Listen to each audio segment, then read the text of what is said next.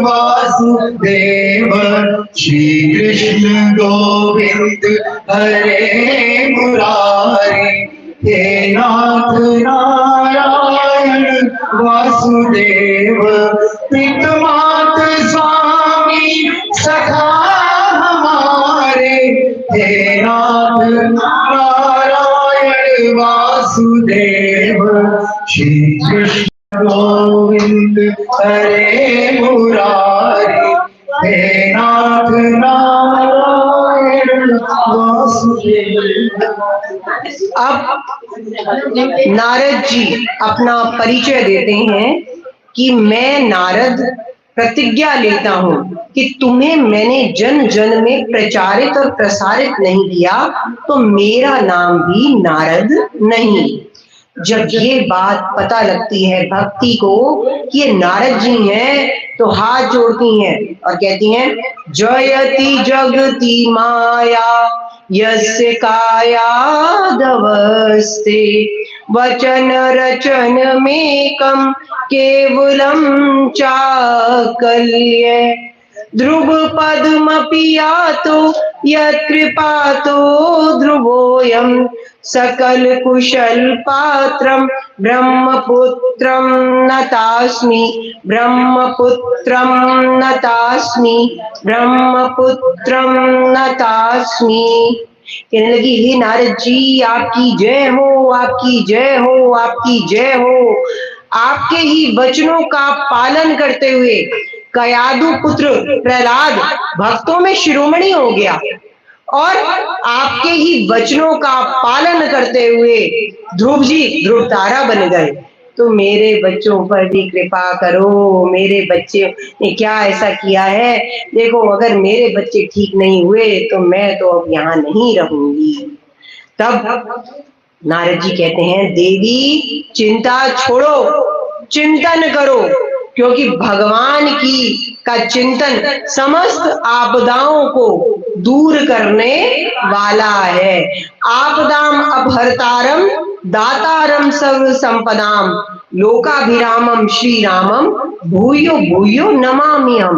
भगवान का नाम समस्त परेशानियों को दूर करता है और समस्त संपदाओं को देने वाला है। तो ब्रिज के नंद लाला श्री राधा जू के सांवरिया सब दुख दूर हुए जब तेरा नाम लिया जब तेरा नाम लिया। और इस प्रकार से अब यहाँ पर नारद जी ने प्रारंभ कर दिया सुनाना सारे के सारे ग्रंथ एक एक करके। पहले उपनिषद सुनाए फिर उसके बाद वेद सुनाया। फिर जैसे ये सुनाते तब तो जागृत हो जाते भक्ति के दोनों बच्चे ज्ञान और वैराग्य, और लेकिन जैसे ही ये सुनाना बंद होता फिर बेहोश हो जाते। और जब ये बात हुई तब सोचने लगे क्या किया जाए, मैंने तो सब कुछ सुना दिया। तो उसी समय आकाशवाणी होती है नारद जी सत्कर्म करो। तब नारद जी बोले अरे इतनी देर से सत्कर्म ही तो कर रहा हूँ और क्या कर रहा हूँ। तब आकाशवाणी हुई कि संतों से पूछो और उसके बाद आकाशवाणी लुप्त। अब संतों का कहीं कोई नाम नहीं दिया, कोई अता पता नहीं दिया। अब नारद जी जगह जगह जाके संतों से पूछ रहे हैं भैया सत्कर्म किसे कहते हैं। अब कुछ शरीफ संत थे, उन्होंने कहा अरे नारद जी आप तो हमसे ज्यादा प्रकांड पंडित ज्ञानी हैं, जब आपको नहीं पता तो हमें क्या पता होगा सत्कर्म किसे कहते हैं। और कुछ अभिमानी संत थे, उन्होंने कहा हमारा तो मौन व्रत, जब हमारा मौन व्रत खुलेगा तब आप हमारे पास आना प्रश्न करने।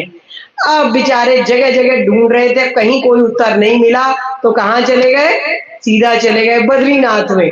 और वहां पर सोचने लगे यहाँ पे नर नारायण रहते हैं, इनसे मैं प्रश्न करूंगा कि सत्कर्म किसे कहते हैं।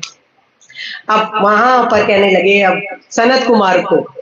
सनत कुमार कौन है? सनत कुमार हैं हमारे ब्रह्मा जी के 4 मानस पुत्र, सनत, सनंदन, सनत कुमार और सनातन। इन चारों को इन्हीं नामों से जाना जाता है। तो अब यहाँ पे अब जब मिले ये तो नारद जी कहते हैं मेरा प्रश्न अब आपसे है, अब आप बताओ सत्कर्म किसे कहते हैं। तब चारों भैया हंसने लगे और हंसते हुए कहते हैं अरे नारद जी ये सत्कर्म कुछ और नहीं, ये तो श्रीमद् भागवत महापुराण है जो सुखदेव जी के द्वारा गाया गया है। कहते हैं अरे जब मैंने वेद सुना दिए, वेदों की तो विस्तृत व्याख्या है श्रीमद् भागवत में, तो जब वेदों से कुछ नहीं हुआ तो फिर श्रीमद् भागवत महापुराण से कैसे होगा। तब उन्होंने उदाहरण दिया, कहने लगे कि आम का रसीला फल खाने के बाद कोई व्यक्ति ये कहे कि ऐसा है कि आम में तो जितना रस था वो रस हमने प्राप्त कर लिया, अब इसको फेंको, इसकी जगह इसके वृक्ष को ही चबाने लगो, तो क्या वृक्ष में भी वही आनंद मिलेगा जो आम के फल में मिला था। तब कहने लगे ये तो समझ नहीं आई बात। तो फिर उदाहरण दूसरा दिया, कहने लगे कि जैसे कि हम दीपक जला रहे हैं, दीपक जल रहा है यहाँ पर, किससे जलता है दीपक, घी से, घी खत्म हो जाए तो कोई प्रश्न करे घी नहीं है, तो कहने लगे घर में घी होगा, कहते नहीं घर में भी घी नहीं है, लेकिन दूध है, दूध से घी बनाया जाता है। किस प्रकार से, दूध को हम क्या करते हैं, जमाते हैं, दही करते हैं, फिर बिलोते हैं, मक्खन निकालते हैं, मक्खन उसका निकलता है, फिर उसे आग में रखा जाता है, फिर घी बनता है।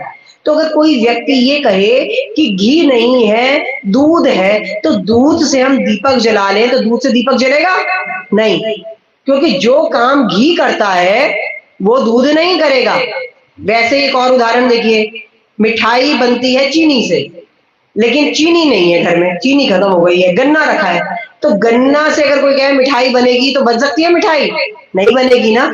जो काम चीनी करेगी वो गन्ना नहीं करेगा। उसी प्रकार से जो असर श्रीमद् भागवत का असर होगा वो वेदों का नहीं होगा, जबकि वेदों की विस्तार से व्याख्या श्रीमद् भागवत में है। और जब ये बात, ये ज्ञान प्राप्त हो गया नारद जी को, तो नारद जी बड़े प्रसन्न हो गए, कहने लगे सच में ही कहा जाता है कि वेदों की जो की जानकारी, वेदों का ज्ञान जो है विस्तृत है, और इस ज्ञान की प्राप्ति किसी ज्ञानी के माध्यम से ही हो सकती है। अगर साधारण जनता वही वेदों को पढ़ने लगे तो वो उससे ज्ञान की प्राप्ति नहीं होती। तो आपने मुझे ये ज्ञान दिया है, तो आप ही हमें कथा का श्रवण कराओ श्रीमद् भागवत का, जिससे कि कल्याण होगा। तब कहने लगे चलो, क्योंकि हमने क्या बताया है, कौन है ये सनत कुमार, ये है मुक्त संत महात्मा, को इनके लिए कथा ही इनका जीवन है, कोई कथा इन्हें सुना दे या कोई इनसे कथा सुन ले। अब जब कथा सुनाने की बात आई तो गए सबके सब हरिद्वार में, और हरिद्वार शब्द नहीं प्रयोग हुआ है गंगा द्वार। क्यों, गंगा द्वार समीपे तट, वहां के तट पर कथा का श्रवण हुआ। मिले तो हैं बद्रीनाथ में, लेकिन कथा सुनाई जा रही है हरिद्वार में, और हरिद्वार को भी क्या कहा जा रहा है, गंगा द्वार।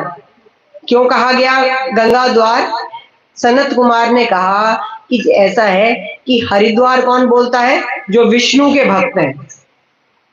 वह आगे आप जाएंगे तो क्या है, आगे बद्रीनाथ, बद्रीनाथ कौन है, भगवान नारायण का द्वार है।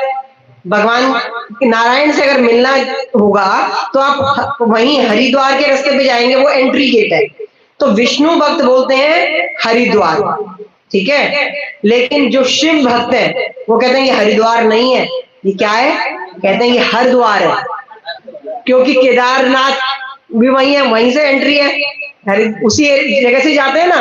तो कहने लगे ये तो हमारे शिव जी का द्वार है, शिव जी के पास जाने से पहले इस गेट से जाना पड़ता है, तो ये है हरिद्वार, ठीक है।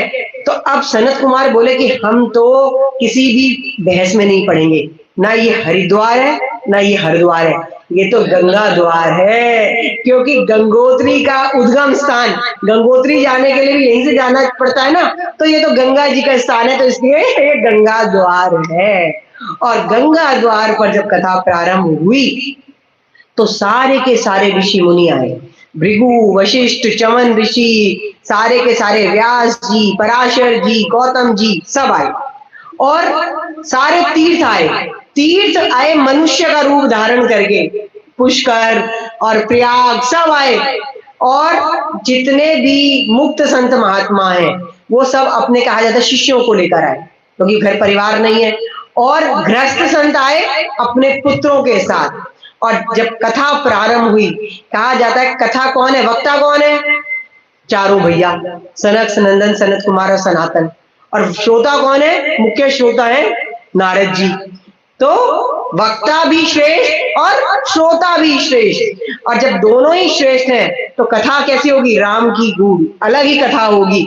तो सब दौड़े दौड़े आ रहे हैं, सुनने वाले की भी श्रोता वक्ता इतने महान है तो कथा भी दिव्य होने वाली है। और उसी समय जब कथा का मातम्य हुआ, भक्ति सुतौ तौ तरुणौ गृहीत्वा प्रेमैक रूपा सहसा विरासी, श्री कृष्ण गोविंद हरे मुरारे नाथेति नामानि मुहुर्वदन्ति, श्री कृष्ण गोविंद हरे मुरारे हे नाथ नारायण वासुदेव, श्री कृष्ण गोविंद हरे मुरारी, हे नाथ नारायण वासुदेव। पितृमात स्वामी सखा हमारे, पितृमात स्वामी सखा हमारे, हे नाथ नारायण वासुदेव, श्री कृष्ण गोविंद हरे मुरारे, हे नाथ नारायण वासुदेव। और बिहारी लाल की जय। विवेक बिहार से आई हमारी बहनों का स्वागत है। अब भक्ति जो है अपने दोनों पुत्रों के साथ वहां पर प्रकट हो जाती है, और जब प्रकट हो जाती है दोनों पुत्रों के साथ, तो नारद जी ने तो कथा किसके लिए कराई थी, भक्ति के लिए, और प्रसन्न हो जाते हैं। और उसी समय सदा सेव्या श्रीमद् भागवती कथा यस्य श्रवण मात्रेण हरिश्चित्तम समाश्रये। भगवान की कथा सदा सुनने लायक है, सदा सुनने योग्य है, जिनके श्रवण मात्र से ही क्या हो जाता है, कल्याण हो जाता है जीव का, और साक्षात भगवान उनके हृदय में विराजमान हो जाते हैं। जैसे ही आपके मन में सुनने की भावना आई कि मैंने कथा सुननी है, उसी समय भगवान हृदय में अवरुद्ध हो गए, हुए आपके अवरुद्ध। जैसे ही मन में भावना आई कि मैंने कथा करनी है, फिर तो जब तक कथा का कार्य संपन्न नहीं होता तब तक भगवान उनके हृदय से नहीं निकलते। भगवान की कथा तभी कहा गया है सदा सेव्या सदा सेव्या। अब एक बार की बात है, एक बहुत सुंदर कथा आती है। एक बार देवर्षि नारद जी वृंदावन में परिभ्रमण कर रहे थे, विचरण कर रहे थे, और वहां पर क्या देखते हैं, एक तट के पास देखते हैं कि एक ब्रिजवाला ध्यान मग्न पद्मासन में बैठी हुई है।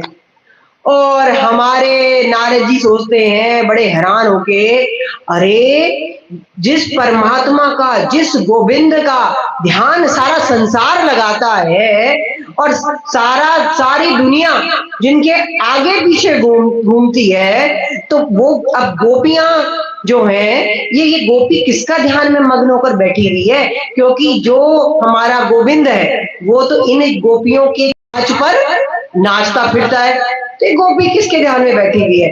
अब यहाँ पर हमारे नारद जी बैठ गए शांति से, और जब बैठ गए तो इंतजार कर रहे हैं कि कब ये ब्रिज वाला उठे तब मैं से प्रश्न करूं। और उसी थोड़ी समय के पश्चात ब्रिज वाला वहां से उठती है, और जैसे उठती है तो वहां पे नारद जी कहते हैं, सुनिए देवी, मैं आपसे प्रश्न करना चाहता हूँ। तब कहने लगी कि क्या प्रश्न करना चाहते हैं महाराज। कहते हैं ऐसा है कि मैं देख रहा था कि तुम बहुत समय से यहाँ पद्मासन में बैठी थी, तो तुम किसका ध्यान लगा रही थी। तब गोपी कहती है, अरे बाबा मैं क्या जानू ध्यान व्यान, मुझे तो ये सब चीजें नहीं पता, मैं तो समस्या की मारी अपने समस्या के समाधान में बैठी हुई थी। अब जब ये बात हुई तब कहने लगे महाराज नारद जी कि अरे गोपी, तुम्हें किस बात की समस्या है? मेरा नाम नारद है और मेरे पास सभी समस्याओं का समाधान है, तुम मुझे बताओ। तब कहने लगी अरे महाराज, आप तो सही मौके पर आए। वैसे तो मेरी समस्या बड़ी पुरानी सी है, लेकिन मैं आज आपको अपनी नई नई अभी की समस्या बताती हूँ। कहते हाँ हाँ बताओ। कहने लगी अरे मेरी सबसे बड़ी समस्या है ये नंद का छोरा। कहते हैं नंद का छोरा? कहते हाँ महाराज, ये के चक्कर में तो मेरा घर का कुछ काम नहीं होता और मेरी तो बनी बसाई जो गृहस्थी है ना, वो भी मुझे लग रहा है उजड़ जाएगी। इसकी वजह से इसने मुझे इतना परेशान कर रखा है। कहने लगी आगे पीछे की तो मैं क्या समस्याएं बताऊं, आज ही की समस्या सुन लो महाराज। आज मैं सुबह सुबह उठी, तभी मेरी सास बोली बहू जरा जाके गैया धोला। मैंने कहा चलो गैया धोना है ना, गौ दूध निकालना, गैया धोला। अब मैं गौशाला में गई गैया धोने के लिए। मैंने बाल्टी उठाई और वहीं पे बाल्टी उठा के गैया में दूध निकाल रही थी और गैया धो रही थी, तो उसी समय मेरी बगल में आ गया नंद का छोरा और तिरछी चितवन से मुस्कुराकर मुझे निहारते बोला भाभी सबरो ही दूध धो दोगी क्या? अरे मैं भी सबरो का भूखा हूँ, मुझे भी कुछ पिला दे। बोली मैंने कहा अरे लाला तू सुबह का भूखा है, कोई बात नहीं। मुझे ना दया आ गई और मैंने जो दूध था वो मैंने कहा कल अब मुंह खोल, और उसने मुंह अपना फाड़ लिया और मैंने भी बर्तन की जगह सारा दूध उसके मुंह में दो दिया और मैं उसे पिलाती रही और आनंद से देखती रही। और ये जब कर रही थी मैं काम और मैं गदगद हो रही हूँ देख देख कर ही, उसी समय मेरी सास आई दौड़ी हुई और चिल्लाकर बोली अरे बहू मती मारी गई है तेरी, बाबी हुई है, ये क्या कर रही है तू? भांग पी कर घूम रही थी यहाँ पे क्या? सारा दूध तूने धरती पर डाल दिया। और मैं तो घबरा गई और होश में आई तो क्या देखती हूँ, सारा का सारा जो दूध है वो तो सारे तरिहाई जमीन में पड़ा हुआ है और कहीं पे नंद का छोरा नहीं है। और कहाँ भाग गए हो, मैं तो ये सोच रही। और बाद में ध्यान में याद आया कि नंद का छोरा नहीं, ये तो मेरे चित पे जो चिंतन के बल पर ये चितचोर चिपका हुआ है, इसलिए यहाँ पर आ गया है। और कहीं कुछ नहीं था और मेरी सासू ने 50 गालियां मुझे सुनाई। अब बोली तू ये मुंह फाड़े मुझे कहाँ देख रही है, जाके धान कूट, कुछ भी भात बनाऊंगी, धान नहीं है घर में। और मैं दौड़ी दौड़ी धान कूटने लगी और जब मैं धान कूटने लगी तो उसी समय नंद का छोरा फिर आ गया। बोला अरे भाभी सासू ने ज्यादा सुना दी का? बोली मैंने कहा नहीं नहीं नहीं, अरे लाला हम दोनों में तो चलती रहती है, तू सुना तू क्यों आया? कहते ऐसे उसे घंटों बातें करता रहा और होश तब आया, सास फिर चिल्लाई कि अरे बाबरी कौन से बड़बड़ा रही है, अरे भूत चिपट गया है क्या, ये अकेले में बातें बनाई जा रही है। और बोली तब मैंने देखा इधर उधर कहीं नंद का छोरा नहीं, फिर वही मेरे चिंतन के बल पर चितचोर चिपक गया है। और उस समय सास ने मुझे इतनी बातें सुनाई और फिर पकड़ाया मटका और कहने लगी जा पानी नहीं है घर में, जल लेकर आ। और उसके बाद मैं मटका लेकर दौड़ पड़ी यमुना तट पर और यमुना तट पर मैंने मटके को डाला अपने उसमें यमुना जी में और भरा। और भरने के बाद जब मैं मटका उठाने लगी तो मेरे से मटका ना उठा और तभी उसी समय पर आ गया कन्हैया और बोला अरे भाभी मटका भारी है क्या? मैंने कहा हाँ लाला भारी तो बहुत है। बोली कहने लगा मैं उठवा दूं क्या? कहने लगा हाँ। मैंने कहा अरे उठा दे उठवा दे।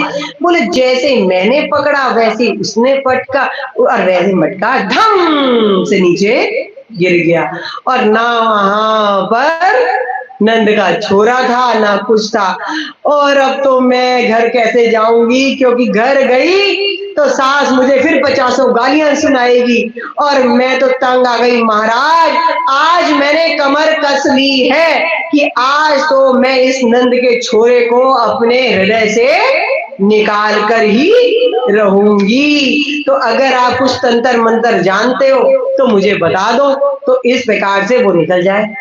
अब नारद जी तो सर पकड़कर बैठ गए। हाय, ये देखो, बड़े बड़े अमलात्मा, विमलात्मा, धर्मात्मा, सुनेंद्र कहा जाता है, मुनिंद्र, सारे के सारे योगेंद्र जो है दिन रात तपस्या करते हैं, साधना करते हैं और घर बार छोड़ दिए, पूजा में लग गए हैं, राख लपेट ली है सारे शरीर पर और एकांत में ध्यान कर रहे हैं कि प्रभु उनके चित्त पर चिपक जाए। विषयासक्त मन को, विषयासक्त चित्त को लगा रहे हैं, विषयों से हटा रहे हैं और मन लग जाए सिर्फ प्रभु के चरणों में। और वो प्रभु ध्यान में आ ही नहीं रहा है। और वो मुनिंद्र एक दृष्टि भी अगर उनको दिख जाए उस प्रभु की तो अपने आप को कृतार्थ मानते हैं। और ये धन्य है ब्रिज वनिता जो कहीं कोई प्रयास नहीं कर रही और ये चित्त चोर चिपक कर बैठा हुआ है और हटने का नाम नहीं ले रहा। तो वैसे तो भगवान किसी के हृदय में आते नहीं है और जिसके हृदय में आ जाए फिर उसके हृदय से जाते नहीं है।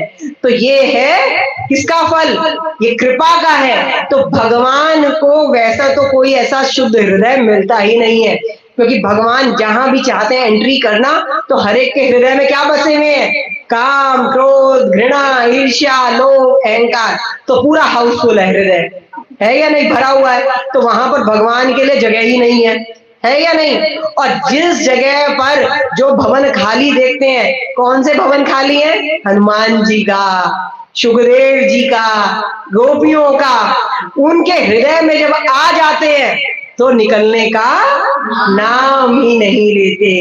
तो ये है प्रभु का कार्य कि भगवान अपना निज भवन भी त्याग करके ऐसे भक्त के हृदय में अवरुद्ध हो जाते हैं। विराजमान नहीं का, अवरुद्ध हो जाते हैं।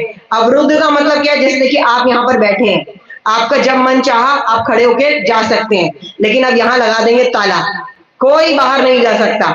और जब कोई अब आपका फोन आया कि अरे आओ मिलना है किसी ने, तो आप कहो कैसे आऊं, ताला ही बंद है, बाहर ही नहीं निकल सकते कथा से।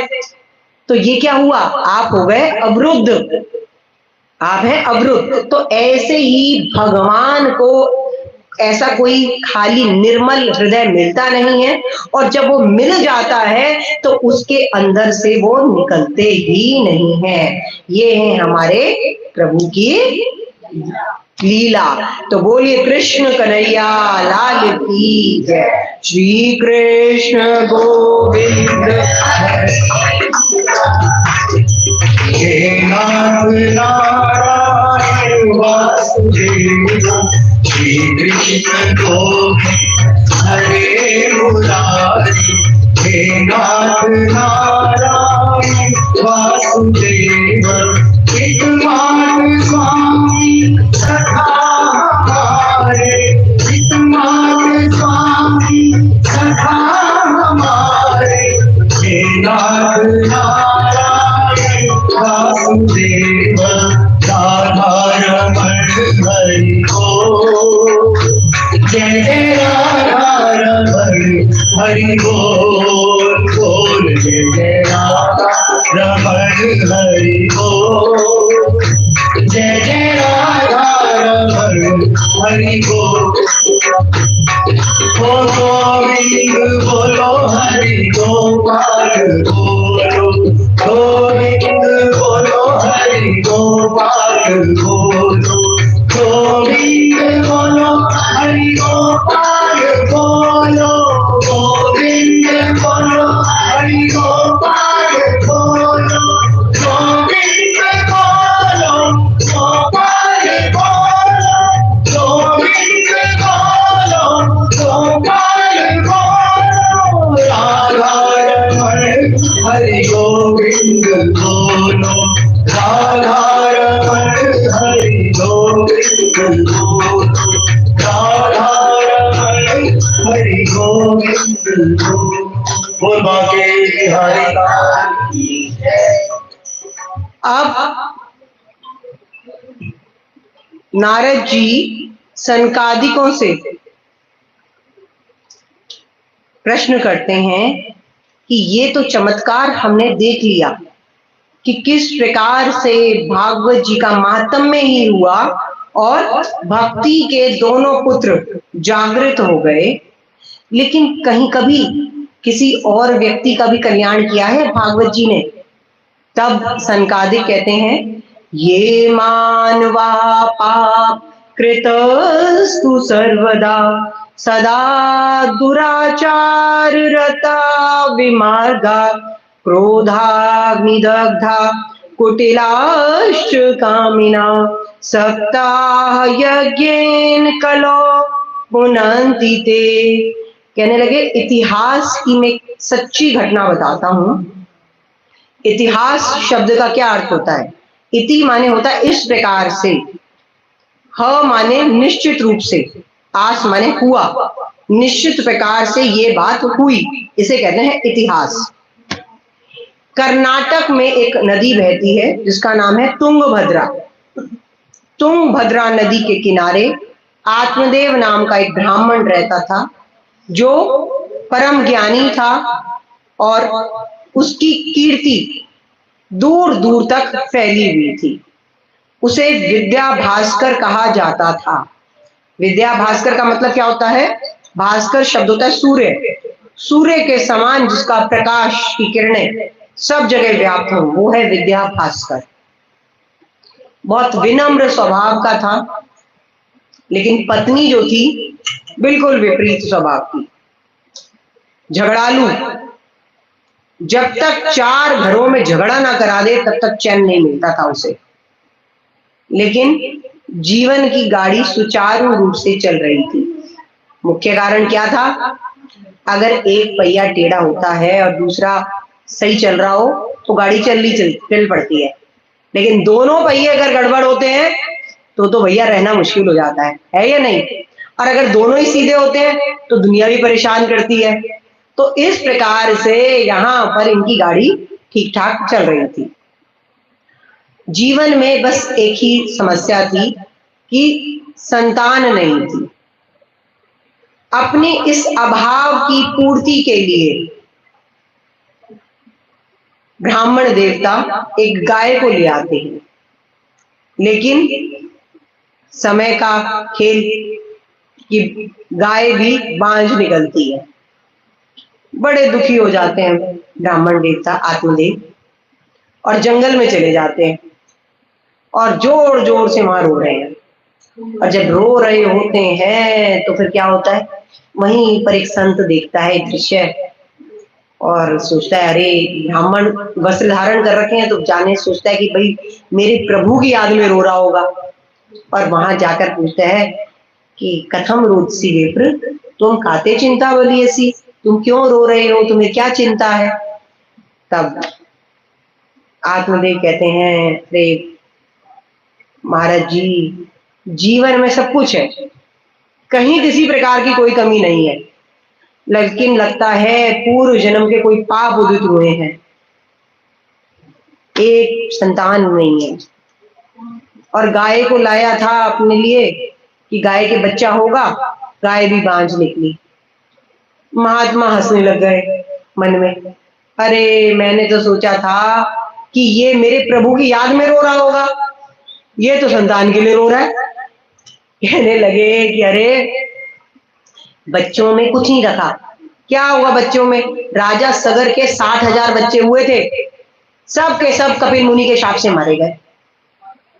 ऐसा है, मेरी तरह से संत बन जाओ, हम आनंद से इधर उधर विचरण करेंगे, मस्ती में भगवान का भजन करेंगे, जो मिल जाएगा वो प्राप्त हो जाएगा, उससे अपना जीवन यापन करेंगे, क्योंकि सब संत सुखी विचरण वही ऐसे ही विचरण करते हुए आनंद का जीवन व्यतीत करेंगे। तब आत्मदेव कहते हैं कि अरे देखो, संतान होगी तो मेरा तर्पण करेगी। हम कहते हैं ना, मृत्यु के बाद हमारा बेटा हमारा तर्पण करता है।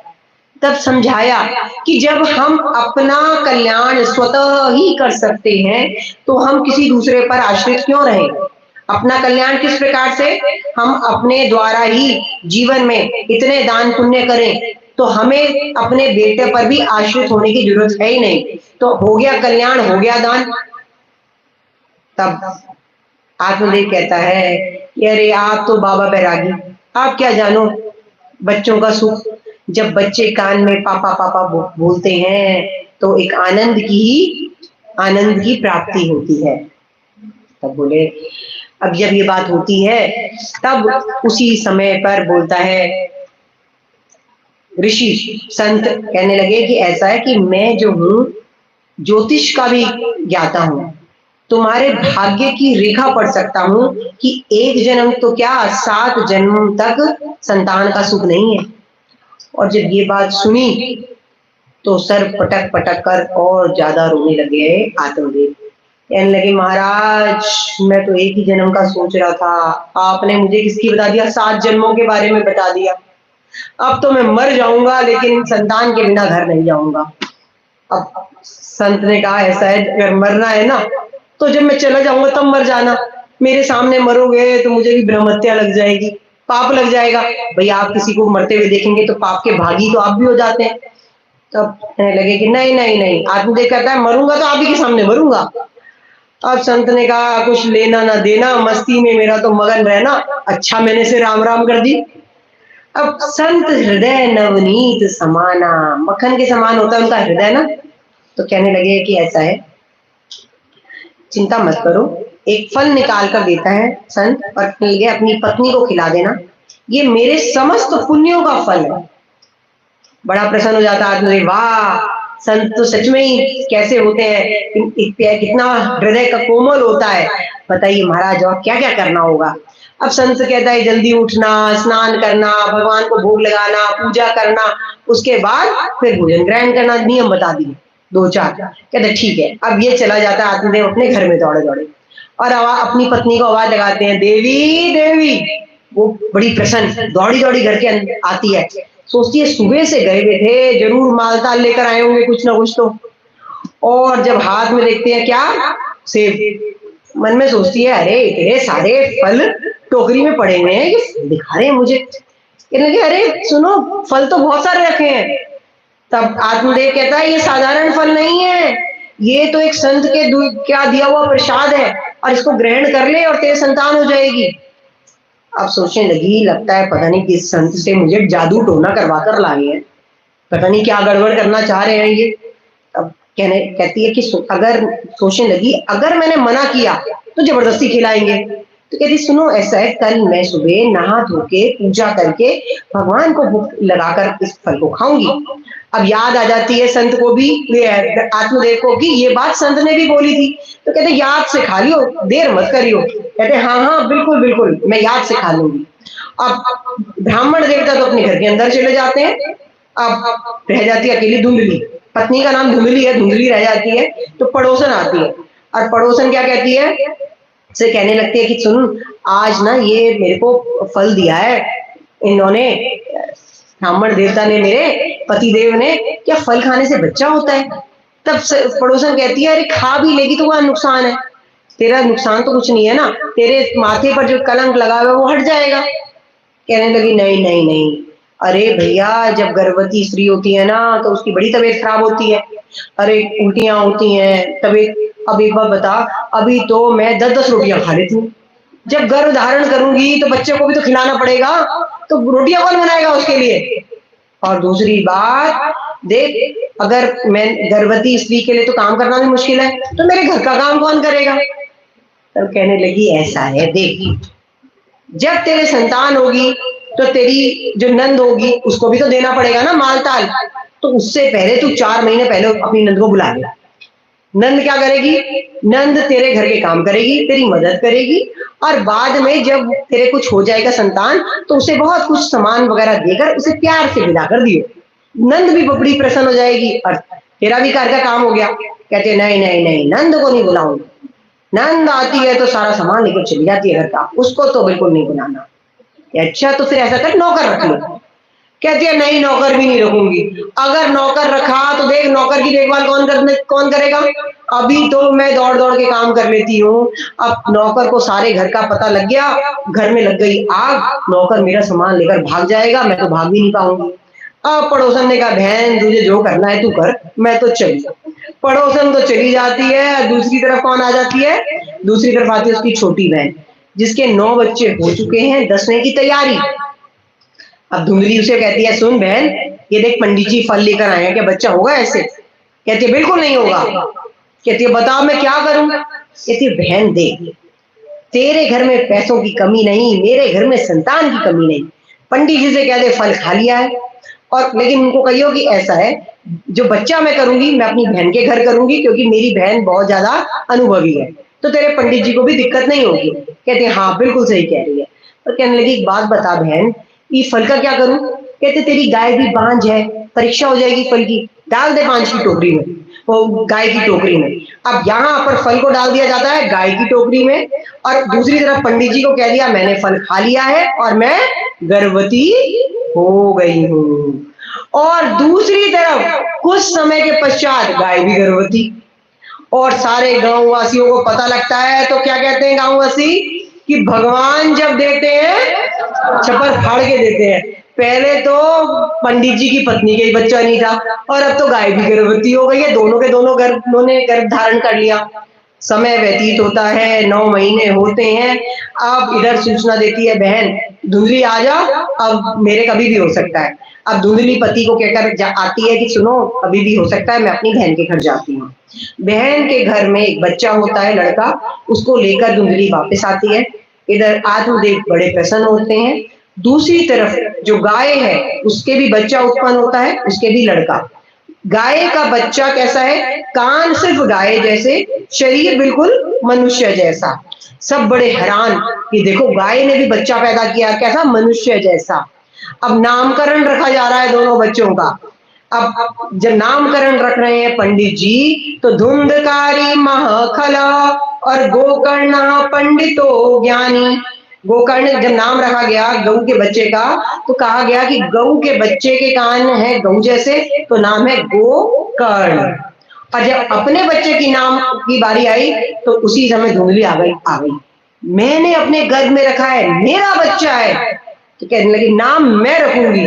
तो पंडित जी कहते रख ले भाई, तू रख ले नाम, क्या दिक्कत है? तो कहने लगी मेरा नाम धुंधली, मेरे बेटे का नाम धुंधकारी होना चाहिए। अब दोनों ही बच्चों ने नाम कमाया है, दोनों बच्चे बड़े हो रहे हैं। एक है सर्वगुण संपन्न और दूसरा है सर्व अवगुण संपन्न। सर्वगुण संपन्न कौन हुआ? गोकर्ण जी। और सर्व अवगुण संपन्न कौन है? धुंधकारी। और धुंधकारी की शिकायतें आनी प्रारंभ हो गई पंडित जी के पास। शुरू में मारपीट कर रहे हैं, मारपीट के बाद धीरे धीरे किसी को धक्का दे दिया, कुएं में डाल दिया किसी को, और इस प्रकार से चोरी करने लग गया। और धीरे धीरे ये शिकायतें इतनी ज्यादा बढ़ गई कि पंडित जी सर पकड़कर रोने लग गए। और क्या कहने लग गए? ऐसी संतान से तो संतान ना होना अच्छा है। पहले रो रहे थे संतान नहीं है, और अब रो रहे हैं संतान क्यों है। और उसी समय पर गोकर्ण जी वहां आते हैं, और गोकर्ण जी पिता को कहते हैं कि आप क्यों दुखी हैं? तब कहते हैं आत्मदेव कि इस लड़के ने मुझे कहीं का नहीं छोड़ा, मेरी सारी जमा पूंजी को बर्बाद कर दिया, मेरा नाम इसने खराब कर दिया। तब गोकर्ण जी अपने पिता को 2 श्लोकों में बहुत सुंदर उपदेश देते हैं, जिसे गोकर्ण गीता कहा जाता है। श्रीमद् भागवत महापुराण में 2 गीताएं प्रसिद्ध हैं, एक है गोकर्ण गीता और एक कल आप सुनेंगे भीष्म गीता। गोकर्ण गीता के विषय में जिसमें जीवन का सार ही बताया है। सबसे पहले कहते हैं गोकर्ण जी, कहा जाता है कि पिताजी जिनके पास धन नहीं होता, जो धनहीन है, वो कहते हैं धनवान सुखी है।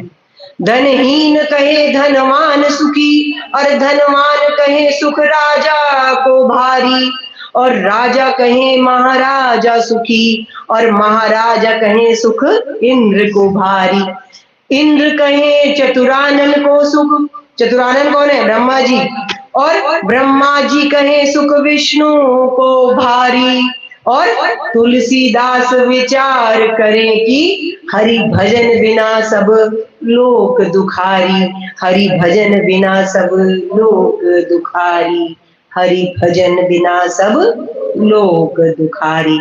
अब पिताजी प्रश्न करते हैं गोकर्ण से, बेटा फिर एक बात बता, सुखी कौन है संसार में, सब सारे दुखी हैं। तो कहने लगे पिताजी सब संत सुखी विचरंत मई।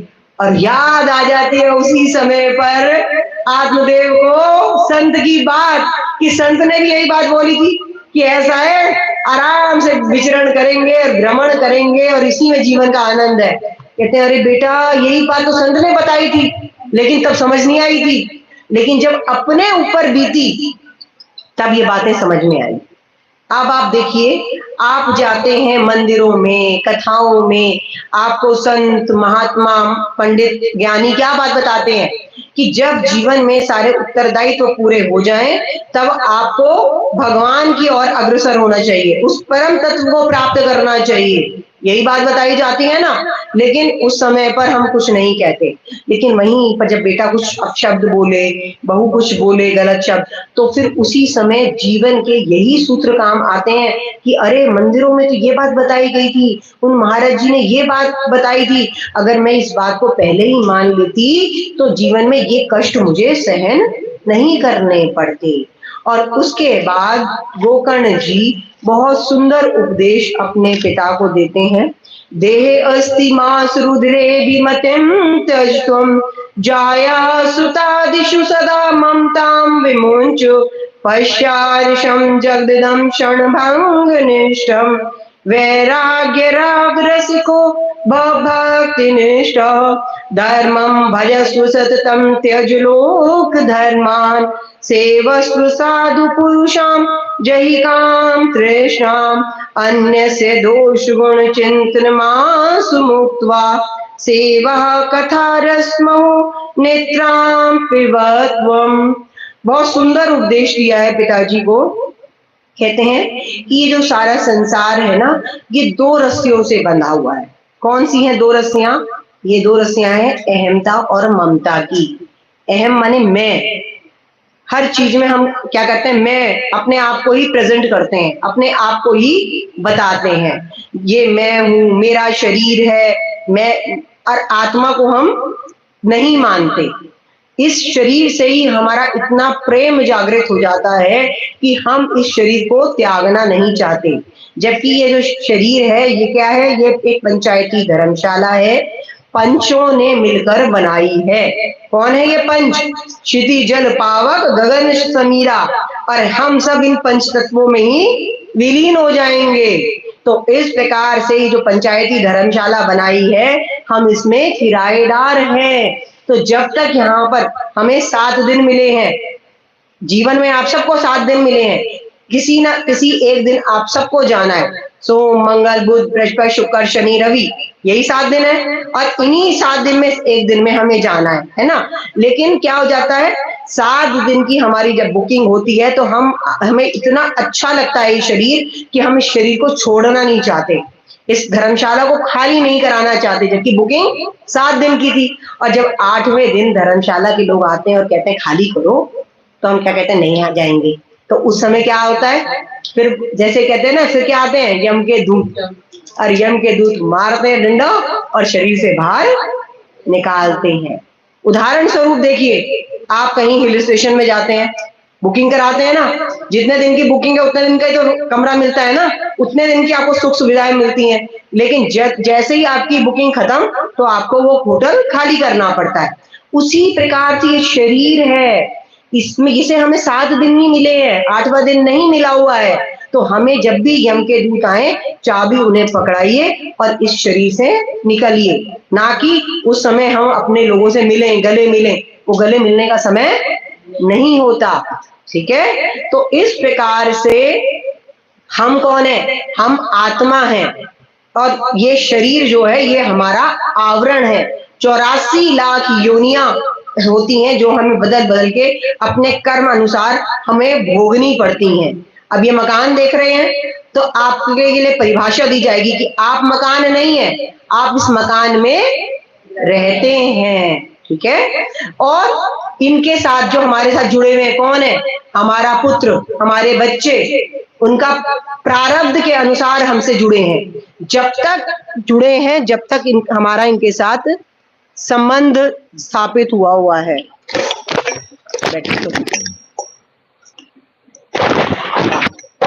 श्री कृष्ण गोविंद हरे मुरारी, वहां से बंद हुआ है।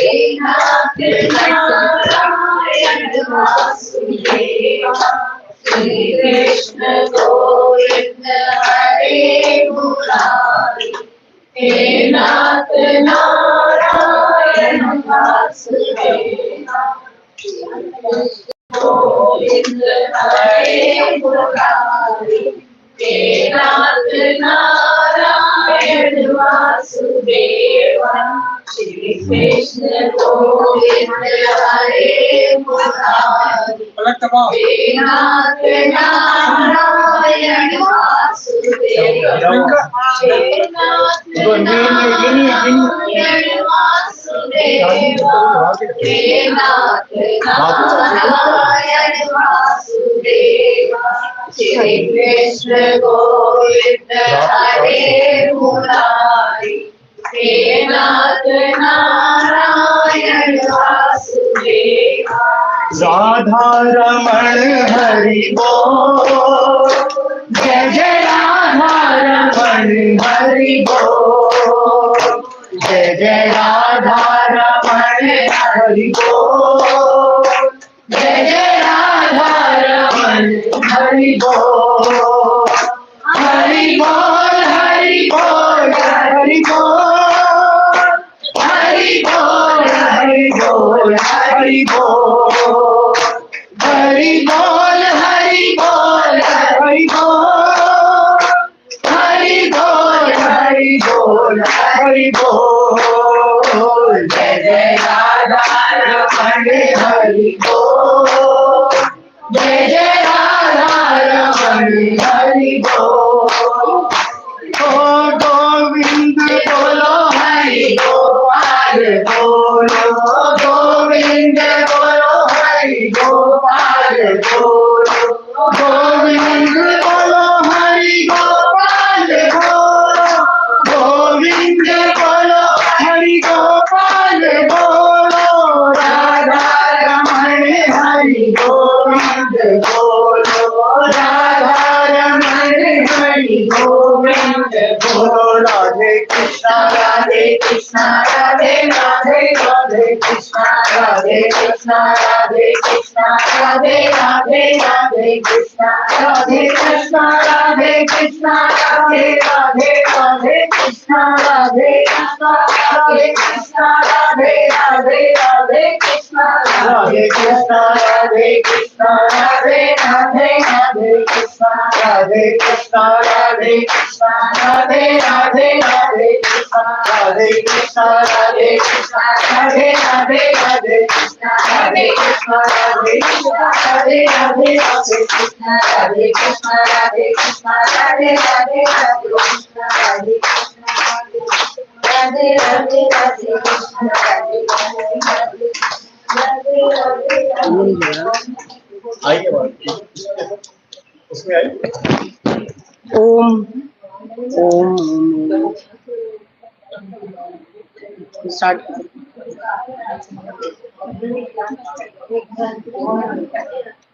आप भजन गा दो, आप बोल दो। ये तो प्रेम की बातें है बोलो, ये तो प्रेम की बातें है बोलो, और बंदगी तेरे बस की नहीं है, बंदगी तेरे बस की नहीं है, यहाँ करने के होते हैं सोते, यहाँ करने के होते हैं सोते, याद नहीं है नहीं है,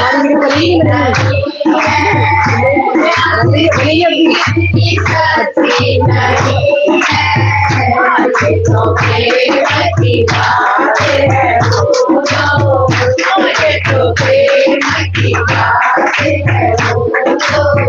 हम प्रेम वालों के सब भक्त पूजा, पूजा में प्रेम वालों के सब भक्त पूजा, पूजा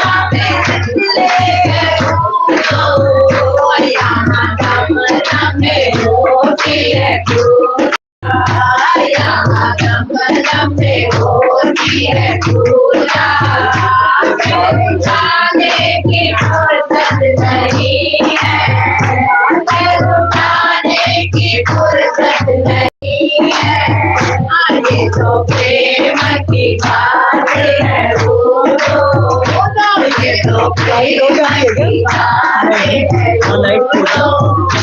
बंदगी तेरे बस की नहीं है, बंदगी तेरे बस की नहीं है।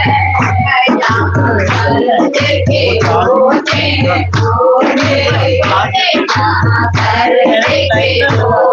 हैं सोते,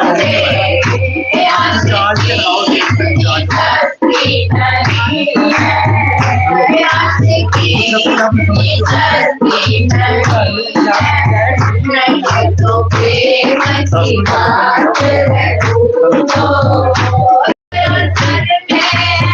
मस्ती में डूबे, जिंदगी के मस्ती में डूबे,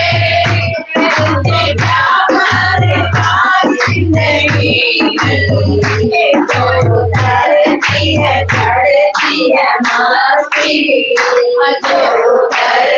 चढ़ती है मस्ती, हकीकत में मस्ती नहीं है, हकीकत में मस्ती नहीं है। तो प्रेम की बात है बोलो, ये तो प्रेम की बात है बोलो। बंदगी तेरे बस की नहीं है, बंदगी तेरे बस की नहीं है। नजरों में है श्याम प्यारे, वो तो रहते हैं जग से निराले, जिसकी नजरों में है श्याम प्यारे, वो तो रहते हैं जग से निराले। नजरों में मोहन समाए, नजरों में मोहन समाए, वो नजर तरसती नहीं है, वो नजर तरसती नहीं है। ये तो प्रेम की बात है बोलो, ये तो प्रेम की बात है बोलो। बंदगी तेरे बस की नहीं है, बंदगी तेरे बस की नहीं है। ये तो प्रेम की बात है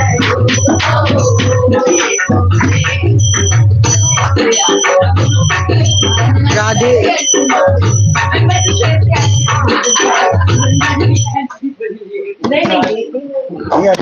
हेलो हेलो हेलो, सॉरी। बोलिए कृष्ण कन्हैया लाल की जय।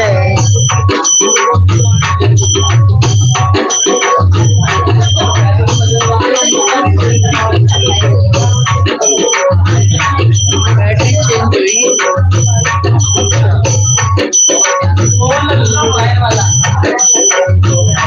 वायर वाला ले लो, वायर वाला पकड़ लो, वायर वाला लगा दो।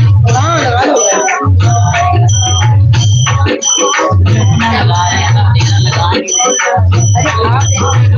अरे आपको एक्शन लेना चाहिए ना कभी, कैसे क्या कर रहे हो? ये वाला लगा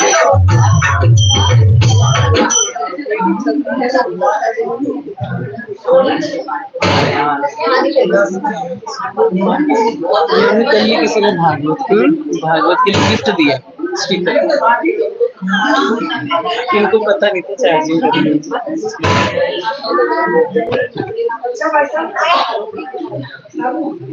अच्छा जी, प्रश्न करते हैं, चलिए। ये और ज्यादा कॉम्प्लिकेट। हाँ, नहीं, बाकी अब इनको भी तो बिजी रखना है।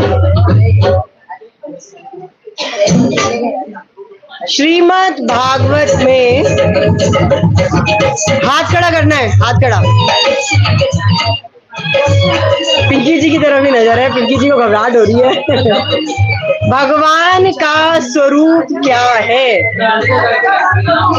ये तो डिस्क्वालीफाई हो गया, अब आंसर है तो आपने पहले बोल दिया। हाथ खड़ा करना है, हाथ खड़ा। शौनक आदि कितने ऋषि भागवत जी का श्रवण कर रहे थे? ये भी डिस्क्वालीफाई, सबने बोल दिया, आउट। चलिए भाई,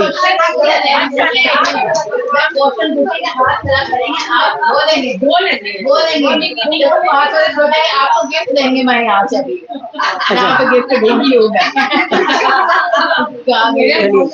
आगे रंजना जी यहाँ इधर आयो, रंजना जी यहाँ गिफ्ट ढूंढ के दो मेरे को।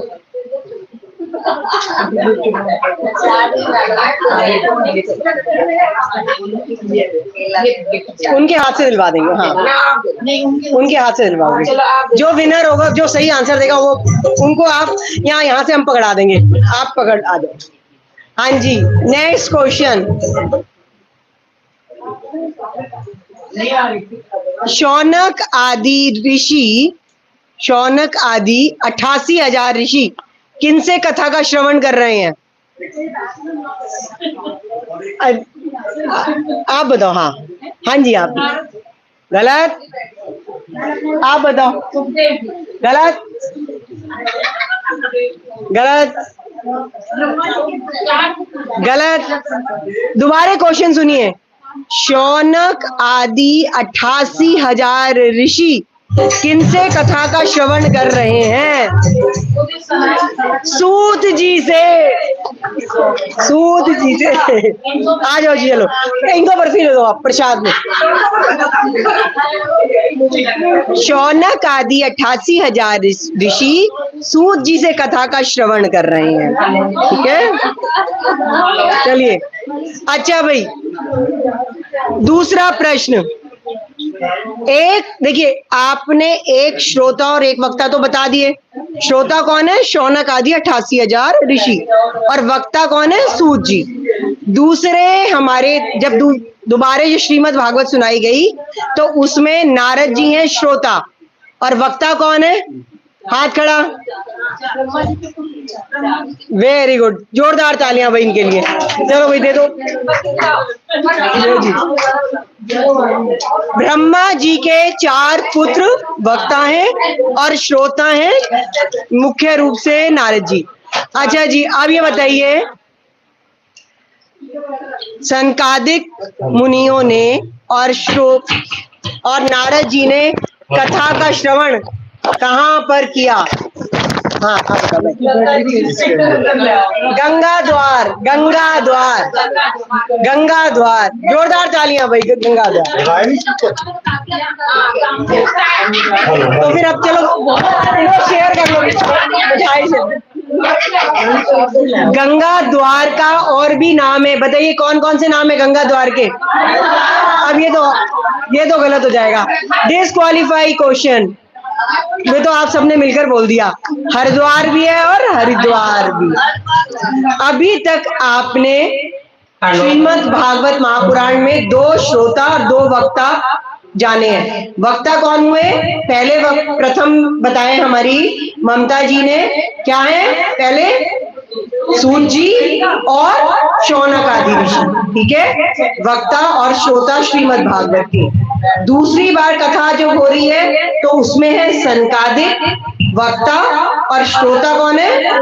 नारद जी। ठीक है, और यहाँ पर अब आने वाले समय में जो आप सुनेंगे वक्ता और श्रोता, एक वक्ता है हमारे भोले बाबा और श्रोता है माँ पार्वती। ठीक है। और चौथे वक्ता और श्रोता कौन है? परीक्षित जी और सुखदेव जी। सुखदेव जी को कथा सुनाई है परीक्षित ने, ठीक है, जिसकी आगे विस्तार से वर्णन किया जाएगा, उसकी चर्चा की जाएगी। अब हम अपनी कथा में प्रवेश करते हैं। प्रश्नोत्तर राउंड संपन्न। जोरदार तालियां अपने लिए कि ध्यान से कथा सुन रहे हैं, और जिन्होंने कुछ गलतियां करी हैं वो ध्यान रख लेंगे कि अब गलतियां ना हो, क्योंकि कल भी इसी तरीके के प्रश्न पूछे जाएंगे, ठीक है। अब गोकर्ण जी ने अपने पिता को 2 श्लोकों में बहुत सुंदर उपदेश दिया, जिसको क्या कहा जाता है? गोकर्ण गीता। क्या कहा जाता है? गोकर्ण गीता कहा जाता है। ओके, अब जो सार है, जो श्लोक हमने बता दिए थे, उनका मतलब कि ये जो मनुष्य है, ये संसार में 2 रस्सियों से बंधा हुआ है। एक रस्सी है अहमता की और दूसरी है ममता की। अहम माने मैं, अपने आप को मानना, अपने आप को ही शरीर मानना, जबकि आप शरीर नहीं है। आप कौन है? आत्मा, ठीक है। और किससे जुड़े हुए हैं? अपने, हमारा सबसे ज्यादा आसक्ति होती है अपने बच्चों में, अपनी संतान में। तो अपनी जो, जैसे हम अपना प्रिय किसको मानते हैं? अपनी पत्नी और अपने पुत्र को। एक व्यक्ति किसको सबसे ज्यादा अपना प्रिय मानता है? अपनी पुत्री, अपने पुत्र को और अपनी पत्नी को। तो इन दोनों को ही एक रस्सियों में कहा जाता है बांधिए, और रस्सी में बांध कर रख दीजिए ठाकुर जी के आगे, और क्या कहना है? गोविंद मेरो है, गोपाल मेरो है, गोविंद मेरो है, गोपाल मेरो है, गिरिजा के बिहारी नंदलाल मेरो है, गिरिजा के बिहारी नंदलाल मेरो है, गोविंद मेरो है, गोपाल मेरो है, गोविंद मेरो है, गोपाल मेरो है। अब इस प्रकार से ये समझाने के बाद आगे कहते हैं, इस संसार को अनित्य मानिए। ये अनित्य है, ये अशाश्वत है, नश्वर है। यहाँ पर जो आया है, चाहे राजा हो या रंक हो, सबको इस संसार को त्याग कर जाना होता है। तो इसीलिए ये हमेशा ध्यान रखना है कि संसार क्षण भंगुर है, शाश्वत सिर्फ वो परमात्मा है। इसके बाद कहने लगे कि हमें जो लौकिक धर्म का पालन करना चाहिए, और वो पालन करने के बाद उसका परित्याग करिए और परम धर्म की ओर अग्रसर होइए। परम धर्म क्या है? उस परम तत्व की प्राप्ति। मनुष्य जन्म लेने के बाद भी अगर आपने उस परम तत्व को नहीं जाना तो जीवन व्यर्थ है, बेकार है। इसके बाद कहते हैं कि साधु संतों की संगति करिए, क्योंकि जिसकी संगति करेंगे उसी का असर आएगा। अब पड़ोस में जाएंगे, वहां पर पड़ोसन कहेगी मेरी बहू ऐसी, मेरी बेटी ऐसी, मेरा पति ऐसा, तो दिमाग में वही बातें घूमेंगी। साधु संतों के पास जाएंगे, साधु संत किसके साथ जुड़ेंगे? परमात्मा के साथ जुड़ेंगे। तो जिसके साथ आप जुड़ते हैं उसी की बातें मन में आती हैं। तो साधु संतों की संगति करनी चाहिए। फिर कहते हैं कोई भी कामनाएं मन में मत रखिए, क्योंकि एक कामना पूर्ण नहीं होती, दूसरी कामना प्रारंभ हो जाती है। तो ये कामनाओं के कांटे हृदय से निकाल दीजिए। और अंत में कह रहे हैं किसी के दोष और गुण मत देखिए। अब प्रश्न आया, दोष नहीं देखिए, समझ में आता है, बुराई नहीं देखनी चाहिए, गलत बात है, लेकिन अच्छाई भी क्यों ना देखें, उसका क्या कारण है? कहा गया कि देखो जी, अगर किसी की बुराई देखते हो तो उसके प्रति घृणा की भावना जागृत होती है, लेकिन अगर किसी के गुण देखते हो तो उसके प्रति आसक्ति उत्पन्न हो जाती है। और जब आसक्ति उत्पन्न हो गई तो फिर क्या हो गया? कर्म बंधनों में बंधे रहेंगे। तो इसीलिए ना किसी के गुण देखिए, ना किसी के दोष देखिए, हमेशा क्या करना है? सिर्फ प्रभु में ध्यान लगाइए। ये है उत्तम ज्ञान जो दिया गोकर्ण ने अपने पिता को, और इस ज्ञान को प्राप्त करके यहाँ से सारे जीवन का अपने सबका परित्याग कर दिया उसने, आत्मदेव ने वैराग्य उत्पन्न हो गया और जंगल में चला गया और जंगल में जाकर श्रीमद् भागवत के 10वें स्कंद का उसने पाठ किया और उसका उद्धार हुआ। दूसरी तरफ गोकर्ण जी भी तीर्थ यात्रा पर चले गए। अब घर में कौन रह गए? मैया और बेटा, माँ और बेटा रह गए। वो यहाँ पर धुंधकारी और धुंधली। धुंधकारी माँ को मारने लगा और कहने लगा कि बताओ पिताजी ने माल कहाँ दुबका कर रखा है। अब धुंधली कहती है तूने तो बेटा सारा माल पहले ही कमा दिया, कुछ बचा ही नहीं है। पिटाई करता है माँ की। रात के समय माँ इतनी दुखी होती है, घर के बाहर जाती है, कुएं में आत्महत्या कर लेती है। घर में अकेला रह जाता है धुंधकारी। 5 वेश्याओं को घर में लेकर आता है और जब 5 वेश्याओं को घर में लेकर आता है तो इस प्रकार से अपना जीवन यापन करने लग जाता है, चोरी चकारी करके। अच्छा, एक और बात देखिए, धुंधली और वो आत्मदेव दोनों के जीवन में एक परेशानी थी। क्या थी मुख्य परेशानी? बेटा। बेटे की वजह से ही धुंधकारी जब इतना परेशान उसने किया आत्मदेव को, तो धुंधका तब रोया और गोकर्ण जी ने उपदेश दिया तो कल्याण हुआ आत्मदेव का। दूसरी तरफ समान समस्या थी धुंधली के जीवन में भी, लेकिन धुंधली ने क्या करा? अपने जीवन का परित्याग कैसे किया? कुएं में गिरकर आत्महत्या करी और उसको मुक्ति नहीं मिली होगी। तो समस्याएं तो जीवन में है, हर व्यक्ति के जीवन में समस्याएं हैं, लेकिन समस्याओं का समाधान सिर्फ मरना ही नहीं होता, आत्महत्या करना ही नहीं होता। अगर व्यक्ति अध्यात्म से जुड़ा होता है तो अध्यात्म से जुड़ने पर उसको एक सही डायरेक्शन, एक सही दिशा मिलती है, जिस प्रकार से आत्मदेव को मिली। परेशान तो वो भी था, लेकिन उसने क्या किया? भगवान का ध्यान करा और उसका कल्याण हुआ। दूसरी तरफ क्योंकि धुंधली भगवान के साथ नहीं जुड़ी हुई थी, अध्यात्म के साथ नहीं जुड़ी थी, तो कुएं में कूदकर उसकी मृत्यु हुई। जबकि ये जो मृत्यु हुई कैसे हुई? ये तो अकाल मृत्यु थी, जिसको जो वो मुक्त अपने जीवन में नहीं हुई होगी। समय व्यतीत होता है। एक दिन धुंधकारी राजा के घर में महल से चोरी करता है और वेश्याओं को देता है सामान। और जब वेश्याओं को बताता है कि मैंने राजा के घर से चोरी करी है, तो वेश्याएं घबरा जाती है कि अगर राजा को पता लग गया तो राजा इसको तो मारेगा ही मारेगा, हमारी गर्दन भी काट देगा। 5 वेश्याएं मिलकर योजना बनाती हैं कि हम इसको रात को मार देंगे और रात को गले में फांसी डालते हैं, मारने लगते हैं, मृत्यु नहीं आती है। तो गरम गरम कोयले के अंगारे उसके मुख में डाले जाते हैं और इस प्रकार से उसकी अकाल मृत्यु होती है। अब वहां पर वो 5 वेश्याएं घर के आंगन में उसको दफनाकर फांसी चली जाती हैं, सारा सामान लेकर। अब भाई गोकर्ण को पता लगता है कि ऐसे मेरे भाई धुंधकारी की मृत्यु हुई है। गया में जाता है, श्राद्ध करता है और श्राद्ध करके जब वापस आता है, रात के समय घर में आवाजें आती है भेड़ की, भैंसे की। जल छिड़कता है जहाँ पे आवाजें आती हैं गोकर्ण, तो तभी वहां पर कहता है कौन हो तुम? गोकर्ण बोलता है। तब वो आवाजें आने जहां से आ रही है वहां से कहते हैं कि मैं तुम्हारा भाई धुंधकारी। तब गोकर्ण कहता मैंने तो तुम्हारा श्राद्ध कर दिया था। तब कहने लगा यहाँ पे धुंधकारी, गया श्राद्ध सते मुक्ति नेना भविष्यति।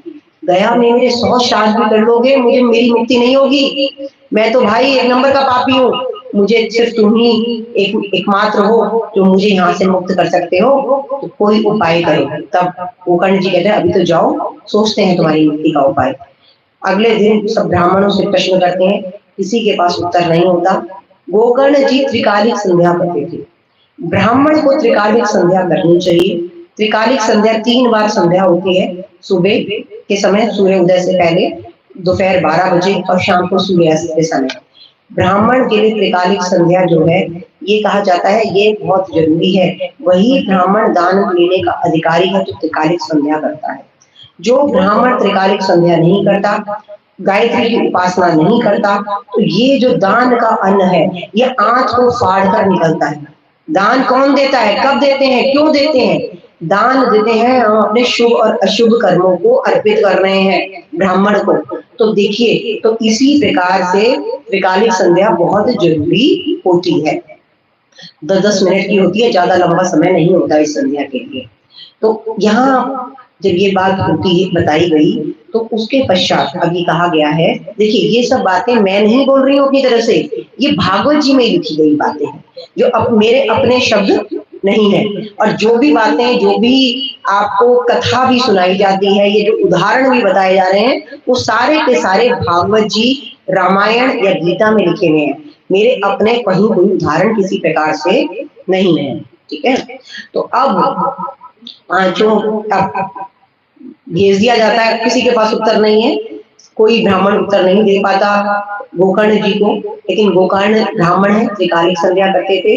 सुबह जब सूर्य उदय होता है तो सूर्य भगवान से प्रश्न करते हैं। सूर्य भगवान कहते हैं कि ऐसे श्रीमद् भागवत का बात करवाओ, श्रवण कराओ, तुम्हारे भाई की मुक्ति हो जाएगी। तो इस प्रकार से श्रीमद् भागवत का आयोजन कराया जाता है, पूरे गांव वासियों को बुलाया जाता है। अब किसको भी बुलाया गया है? प्रेत, धुंधकारी को भी। धुंधकारी जो है वो है प्रेत। ये कैसे होते हैं प्रेत? वो जमीन पर टिक नहीं सकते, ये होते हैं वायु प्रधान। तो वायु प्रधान होने की वजह से इनको एक खाली बांस लगाया जाता है, उसके अंदर पोले बांस के अंदर उसे बिठाया जाता है और 7 गांठों का वो बांस है, उस वहां पे कथा वो सुनता है। रोज की एक गांठ टूटती है और जब 7 दिन हो जाते हैं तो पूरा बांस फट जाता है। एक दिव्य पुरुष उसके अंदर से निकलता है, व्यासपीठ को प्रणाम करता है और भगवान का विमान उस दिव्य पुरुष को लेने आता है। तभी गोकर्ण जी खड़े होते हैं और कहते हैं तुम यहाँ पर कैसे आए? तो कहने लगे मैं आपका भाई हूँ और देखो आपने जो कथा सुनाई है उससे मेरा कल्याण हुआ है। तब जब ये बात कहते हैं कि विमान लेने आया है तो कहने लगे कथा तो सबने सुनी, पूरे गांव वासियों ने, इनके लिए विमान क्यों नहीं आया? कहने लगे इन्होंने जो कथा सुनी वो सुनी है कपड़े झाड़ कथा, जैसे बस कथा सुनते थे और घर जाके अपने काम में लग जाते थे। जो हमने कथा का प्रारंभ में बताया, श्रवण चिंतन मनन 3 प्रक्रिया उन्होंने नहीं करी थी। जबकि धुंधकारी, क्योंकि उसको तो कोई काम ही नहीं था, वो तो रात को उन कथाओं का चिंतन करता, फिर रोता कि मैं ब्राह्मण कुल में होकर मैंने अपने जीवन को कैसे बर्बाद कर दिया, तो पश्चाताप करता। इस प्रकार से उनके सारे पाप धुल गए और वो वैकुंठ का अधिकारी हो गया। और सारे के सारे गांववासी कैसे हो गए? हताश, दुखी कि अरे कथा तो हमने भी सुनी पर व्यर्थ गई कथा। तब उस समय कहते हैं गोकर्ण जी चिंता मत करो, इस बार अभी आषाढ़ के महीने में हुई है, अगले महीने सावन में फिर कथा करेंगे। तो इस जब कथा करी गई सावन में तो जितने लोग उतने ही विमान वहां प्रकट हुए और साक्षात श्रीहरि वहां प्रकट हुए और उन्होंने गोकर्ण को गले से लगा लिया और कहा कि गोकर्ण तुमने सिर्फ अपना ही कल्याण नहीं करा, तुमने सारे गांव वासियों का कल्याण करा।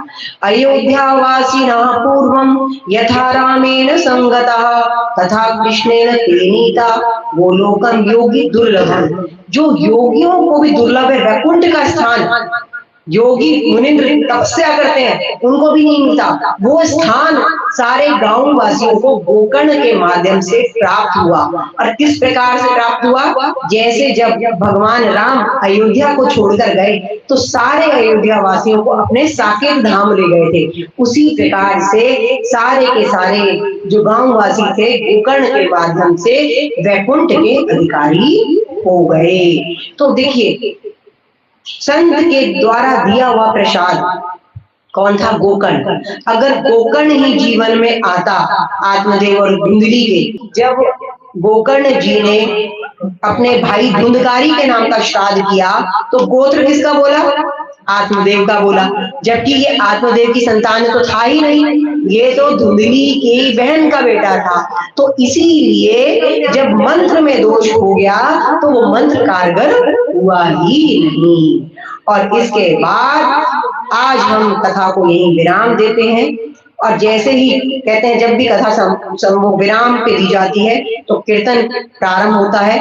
और जब गोकर्ण जी ने कथा का विराम दिया तो 16 वर्षीय सुखदेव जी वहां प्रकट हो गए और उन्होंने श्रीमद् भागवत के श्लोकों को गुनगुनाना प्रारंभ कर दिया। और जैसे ही प्रारंभ कर दिया तो वहीं पर ब्रह्मा जी ब्रह्माणी को लेकर, भोले बाबा पार्वती को लेकर और कमलापति कमला को लेकर प्रकट हो गए और संकीर्तन प्रारंभ हुआ। प्रहलाद जी ताली बजा रहे हैं, नारद जी वीणा बजा रहे हैं, इंद्र मृदंग बजा रहे हैं, उद्धव जी मंजीरा बजा रहे हैं और अर्जुन मधुर राग रागनियां अलाप रहे हैं, सनकादिक जय जयकार कर रहे हैं और भक्ति ज्ञान वैराग्य ताता थैया करके वहां पे नृत्य प्रारंभ कर रहे हैं और अद्भुत नृत्य प्रारंभ हो गया। तो चलिए हम सब भी चलते हैं इस नृत्य में और क्या करते हैं, खड़े हो जाइए सब और क्या कहेंगे, निकुंज में विराजे घनश्याम राधे राधे, निकुंज में विराजे राधे राधे, घनश्याम राधे राधे, तू श्याम से मिला दे, घनश्याम राधे राधे, तू श्याम से मिला दे, निकुंज में विराजे घनश्याम राधे राधे, निकुंज में विराजे घनश्याम, निकुंज में विराजे घनश्याम राधे राधे, श्याम राधे राधे, घनश्याम राधे राधे, श्याम राधे राधे, घनश्याम राधे राधे, निकुंज में विराजे घनश्याम राधे राधे, निकुंज में विराजे घनश्याम राधे राधे, सिरमौर मुकुट अभिराजे, सिरमौर मुकुट अभिराजे, कर कमलों में कमला बनी है, कर कमलों में कमला बनी है, बाहों में कुंडलिया सोहे, कानों में कुंडलिया सोहे, सोने के कचरा, सोने के कचरा पकड़ती है, श्याम राधे राधे, श्याम राधे राधे, श्याम राधे राधे, श्याम राधे राधे,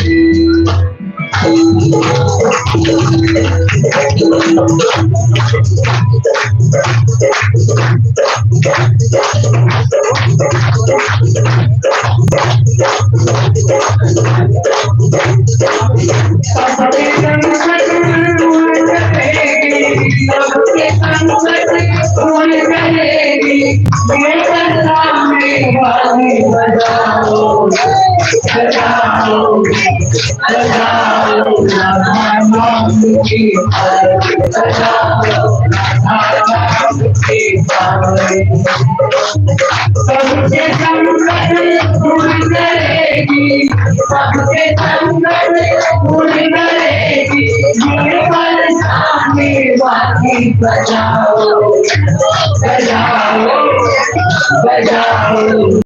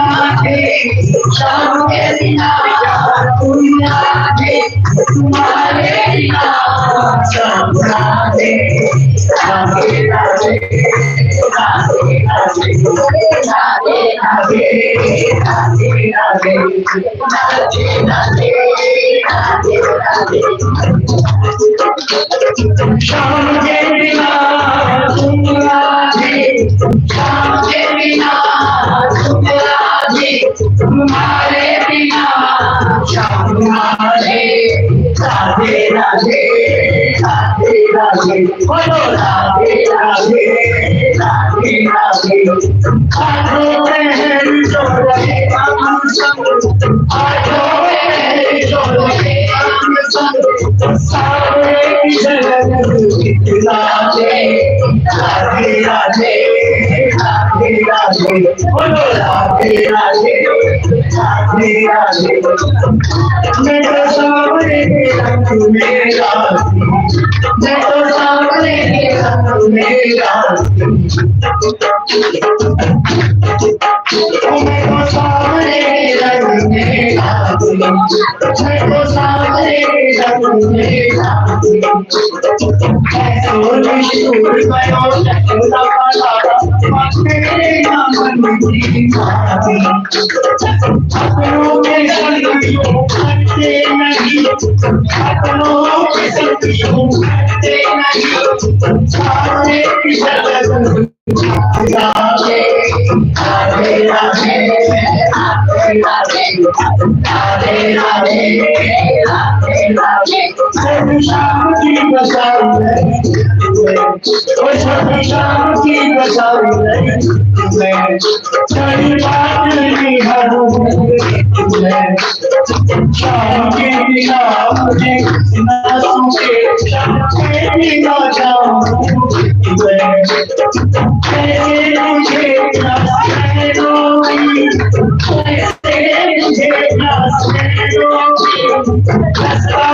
रोई, राधे राधे राधे राधे राधे राधे राधे राधे।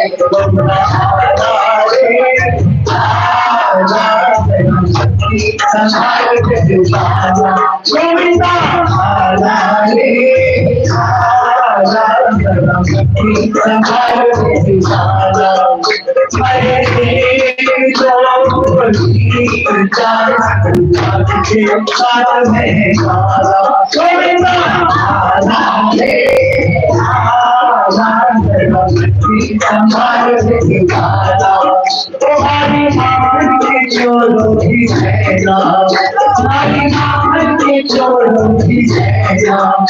जरा बचे संभल के ही रहना, जरा बचे संभल के ही रहना।